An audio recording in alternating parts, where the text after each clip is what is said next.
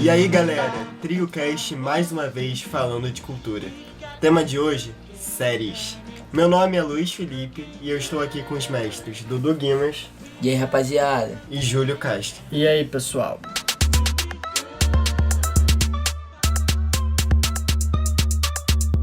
O tema de hoje é a primeira série do Marvel Studios para o Disney Plus, WandaVision. Essa é a primeira série da fase 4 do estúdio e o primeiro lançamento do universo desde Homem-Aranha, Longe de Casa, em 2019. Antes da gente começar a nossa análise, Lipe, conta aí pra gente um pouco mais sobre essa série, mas é claro, sem spoiler. A história se passa após os acontecimentos de Vingadores Ultimato. Wanda e Visão são apresentados como um casal com poderes que vive na cidade de Westview. Cada episódio faz referência a sitcoms do passado. Então, nos primeiros 2 episódios, vemos as imagens em preto e branco. Os produtores se inspiraram em séries como Dick Van Dyke Show e A Feiticeira, famosas nos anos 60 e 70. Com o passar do tempo, o casal percebe que as coisas estranhas estão acontecendo e com isso se inicia um grande mistério, né? O que está acontecendo com eles e tudo mais. O elenco é composto por nomes conhecidos do universo da Marvel, como Elizabeth Olsen, que é a própria Wanda, ou Wanda se você preferir, e o Paul Bettany, que é o Vision ou Visão. Ó galera, os episódios estão saindo semanalmente, todas as sextas-feiras no Disney Plus. Só um aviso, no momento dessa gravação, apenas os 3 primeiros episódios estão disponibilizados para o público. Portanto, toda a nossa análise e teorias consistem na bagagem apenas desses episódios. Avisos dados, então bora para as nossas primeiras impressões de WandaVision. Primeiro ponto, excelente série, rapaziada. Será mesmo? O WandaVision, pelo menos na minha visão, foi uma aposta bem arriscada da Disney para ser a primeira série do Disney Plus. É uma série que, na minha visão, não agrada a todo mundo. Ela tem um visual, tem um ritmo bem diferente de tudo que a Marvel já trabalhou. Vocês não acham? É verdade, ela é diferente de tudo que a gente já viu, né? A proposta dela, inclusive, você tem que entender o que ela tá querendo fazer, porque ela tem aquele estilo de sitcom antiga, né? Você vê aquelas cenas que tem, tipo, a Wanda, um spoilerzinho aí mais pra frente, ela claramente tá grávida, você vê que ela tá com barriga, aí o médico vai, fica um tempão botando o negocinho lá na barriga dela e fala, você tá grávida. E aí vem a risadazinha no fundo, né? Foi gravado e aí, com plateia. Cara, são coisas que é bem antigo, que hoje em dia, meu irmão, a gente ri porque é a proposta da série, é o que a série tá querendo realmente fazer, é resgatar esse resquício da TV americana antiga.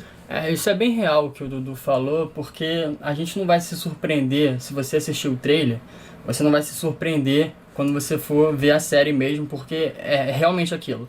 Não é máscara nem nada não. Vai ter a preto e branco, vai ter as risadas no final.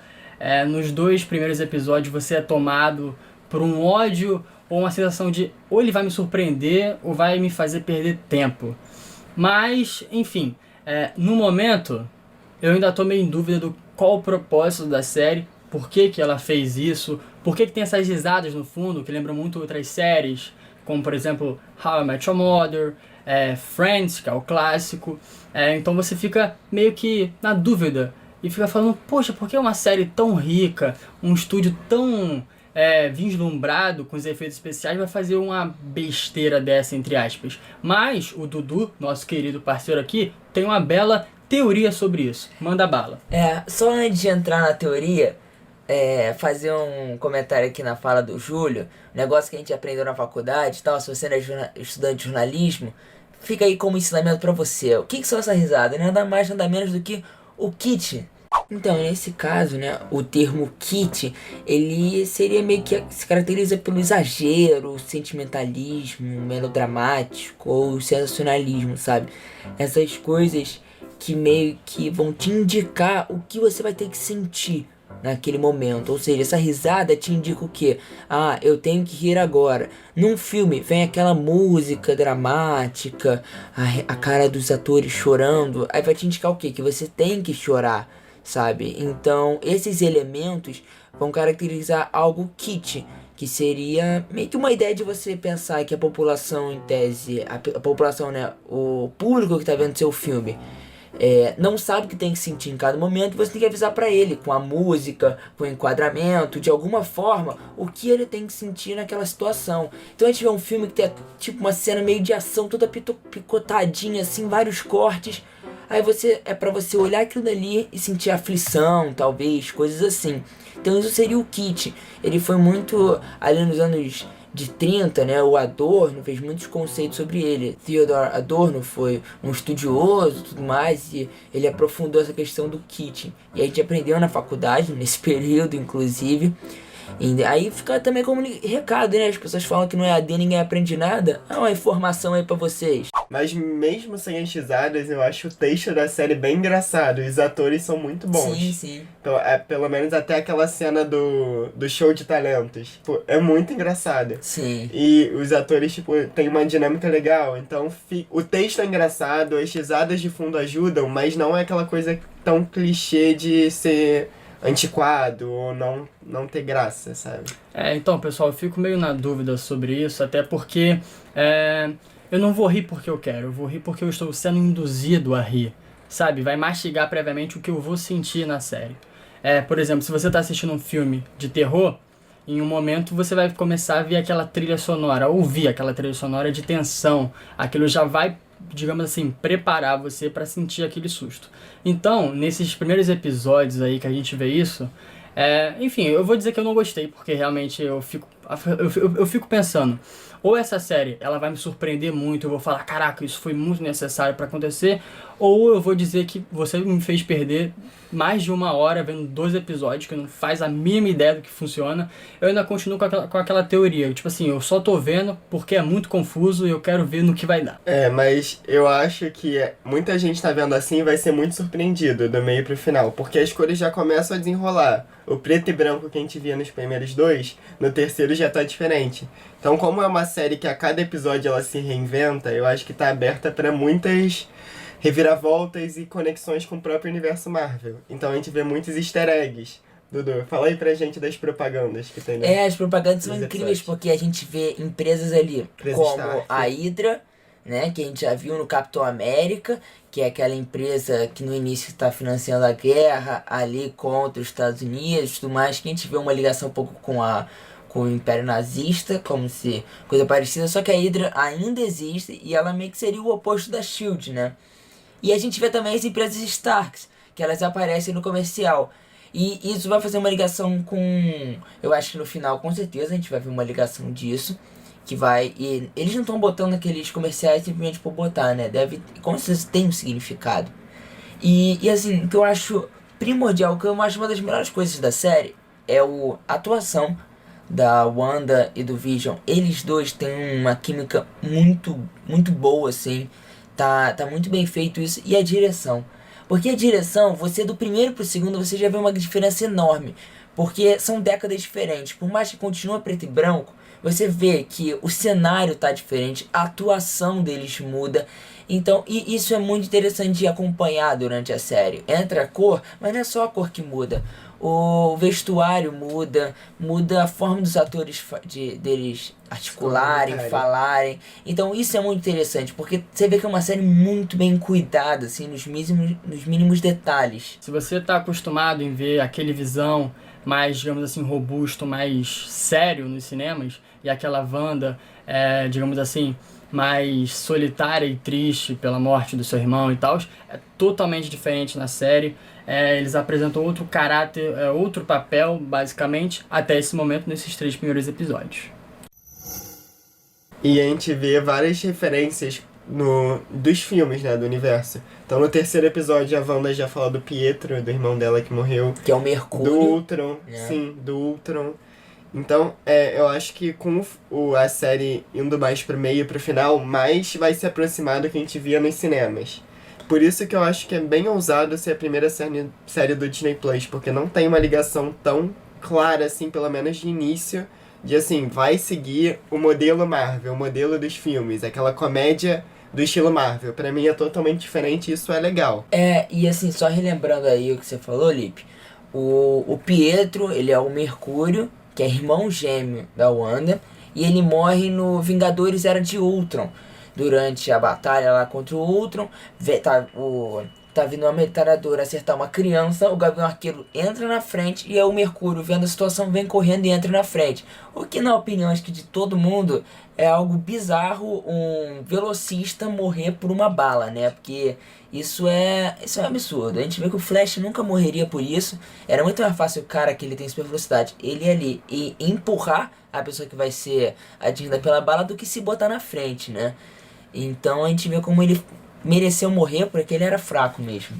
É tipo o Aquaman morrer afogado. É uma coisa muito doida mesmo. E vocês acham que ele vai fazer uma participação na série?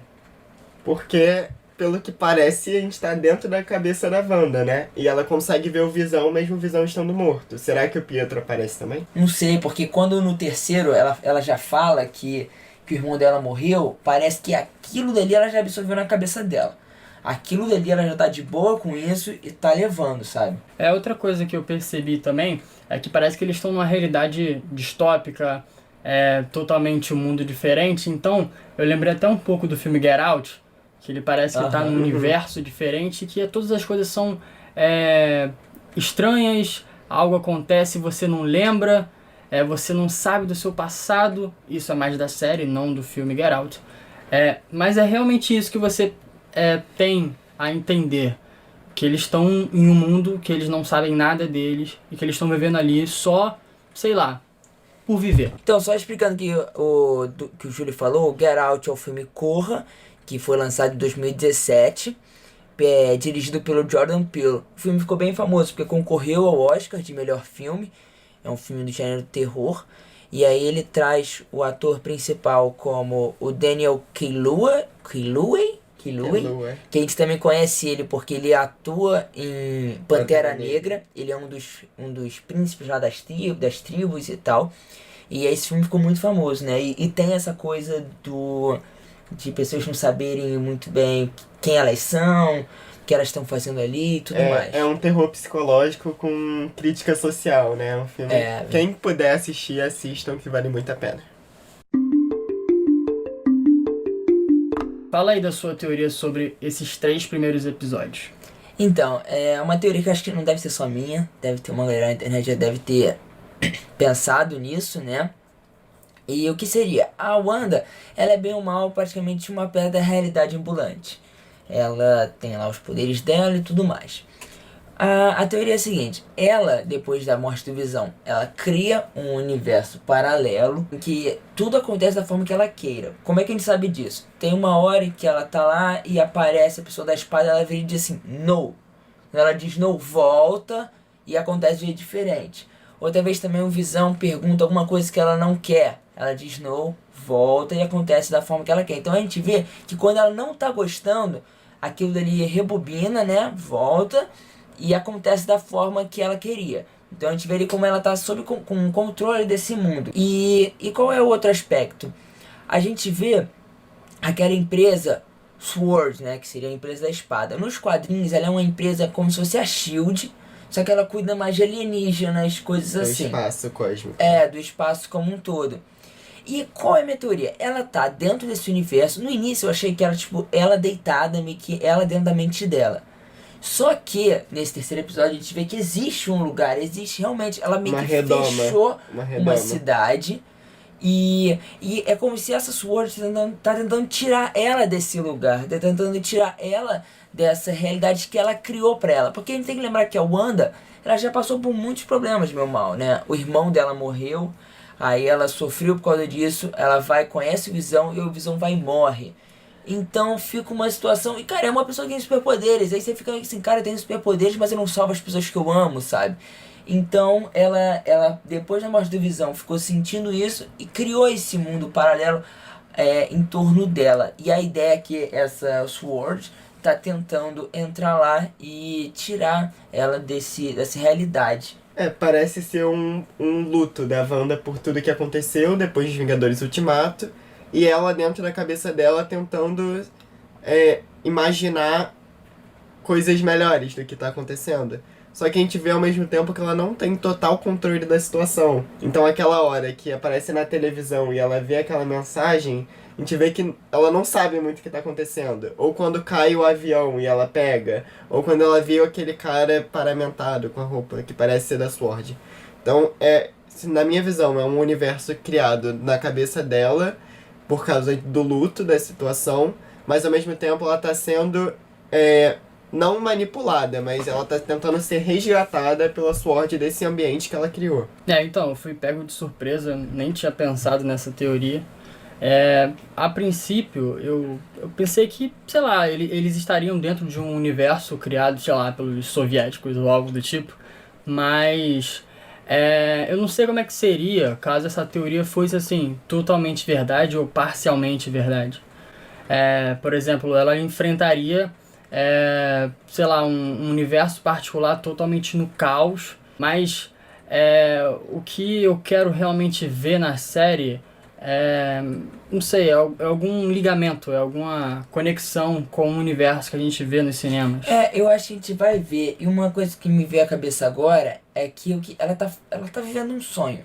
Eu acho que a Wanda, nesse terceiro episódio, ela já descobriu, mais ou menos, que aquilo ali não é 100% verdade, que ela tem controle, porque é nesse terceiro episódio que o Visão vem falar uma coisa pra ela e ela diz não. E você vê na cara dela que não é um não de medo, como ela já falou antes. É um não convencido, meio que eu posso mudar isso e eu vou mudar.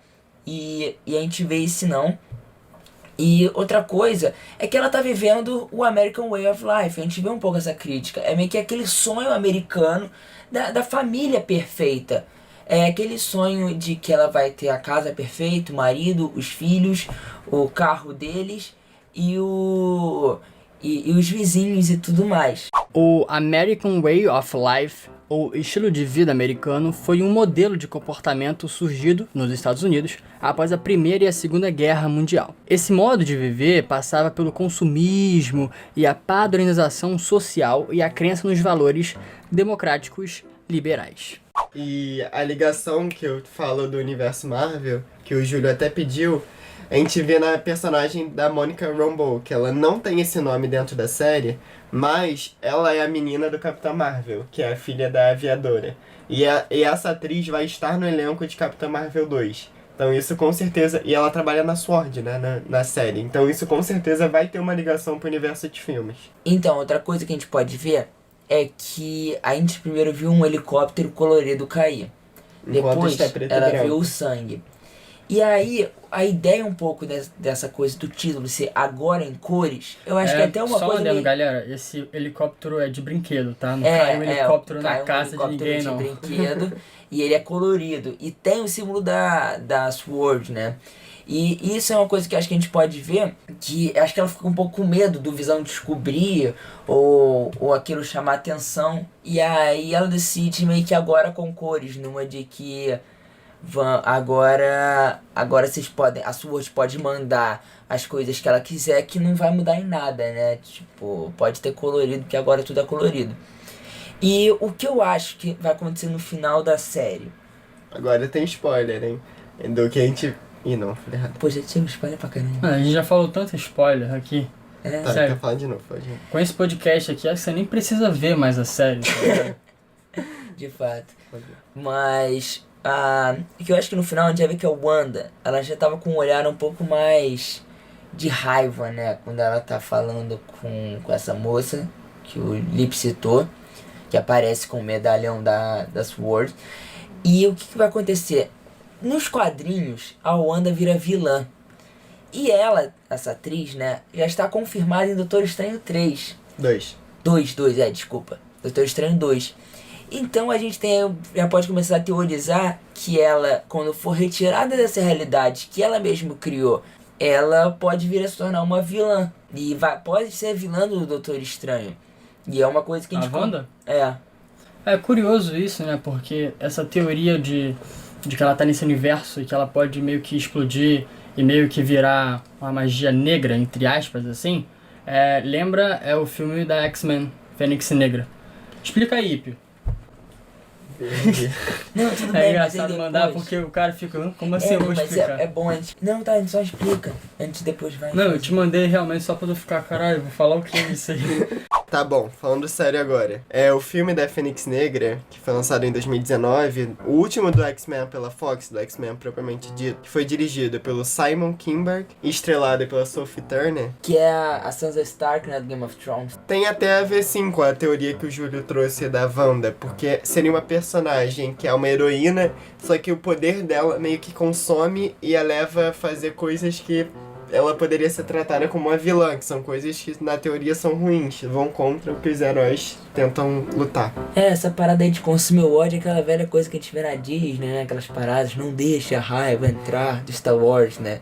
Que aí você vai virar vilão. Só que aí uma informação que divertidamente veio mostrar que a raiva pode ser positiva sim, entendeu? A gente tem que usar a raiva no momento certo, rapaziada. Mas aí uma questão que fica é porque que tudo tá acontecendo na mente da Wanda, se ela criou uma realidade alternativa, por que ela criou essa realidade no estilo de TV, né? Por que ela quis seguir ali a década de 50, das sitcoms, da década de 60 e tudo mais? Talvez ela queira ter uma vida, digamos, normal que ela nunca pôde ter. Então ela imagina esse padrão de vida americano numa, assim, eu nunca pude ter isso, então eu vou tentar isso com Visão, que aí talvez o destino fosse diferente. Pode ser, porque isso foi basicamente o que aconteceu com o Steve Rogers, que é o Capitão América. Que no final do filme Os Vingadores Ultimato, ele volta no tempo pra viver com a Carrie, Paige. É Paige. Agente Carter. Agente Carter. Não é Paige, não? Não tem Paige, não? Não tenho certeza. Acho que não. Eu lembro da gente Carter, né? Então, pessoal, Agente Carter. Esquece o Paige. E um negócio que eu achei legal foi a Wanda ficar grávida de gêmeos, que isso faz... O nome até são referências aos quadrinhos. Então eu achei isso bem legal e ao mesmo tempo é um pouco confuso, né? Porque na realidade dela, ela ficou grávida e pariu no mesmo dia, né? Ela meio que descobriu e pariu no mesmo dia, então. Será que a Wanda, no inconsciente dela, ela queria ter filhos com Visão? Com certeza, seria impossível na realidade normal, né? Eu acho que ela tá até fazendo essa coisa da realidade da TV numa ideia de que quando a gente vai ver o passado, a gente vê filmes antigos e a gente meio que tem mais ou menos uma noção, né, de como era. E eu acho que é meio que aquela coisa, ela quando devia ser pequena, ela devia talvez ver seriados e coisas assim, e ela imagina que aquilo dali era perfeito, e aí meio que ela achava que viver naquele universo era tão legal, que ela meio que se transportou naquele universo. Talvez, acho que ela não é tão velha assim, né, pra ficar vendo TV nos anos 50, mas a gente consegue ver coisas do passado. Por exemplo, eu hoje vejo, sei lá, The Office, Modern Family, eu acho aquele universo muito legal. Talvez se eu fosse criar uma coisa com minha família, eu criaria com aquela com as casas, naquele ambiente, sabe? Porque é uma memória que eu tenho afetiva daquele lugar. Por isso que eu acho que ela tá criando uma TV. E eu vou jogar aqui uma questão pra vocês. Você acha que essa série funciona melhor com episódios semanais ou se fosse lançada toda num dia só, igual o modelo Netflix? Então, eu particularmente, sou daqueles que preferem a série ser lançada no modelo Netflix. Lança tudo e aí cada um vê do jeito que quer. Mas, por outro lado, desse jeito, a Disney consegue desenvolver um hype, né? As pessoas vão ficando, caramba, o próximo episódio, aquela coisa um pouco de ficar empolgado. A gente pode teorizar até o próximo episódio, dá meio que tempo de uma pessoa ver, e aí não fica tipo já circulando spoilers pela internet, tudo mais. Mas, por outro lado, quando a série não tem um hype tão grande como essa já tava, e as do estúdio Marvel com certeza vão ter, fica uma coisa meio tipo, a pessoa pode esquecer da série, sabe? Eu não gosto tanto do modelo Netflix. Eu acho que essa série ganha muito mais com o passar das semanas, de comentar, das teorias, mas ao mesmo tempo eu não acho que WandaVision esteja tão na boca do povo igual The Mandalorian, por exemplo. Não acho que é uma série que as pessoas comentam tanto. Vocês têm essa visão também?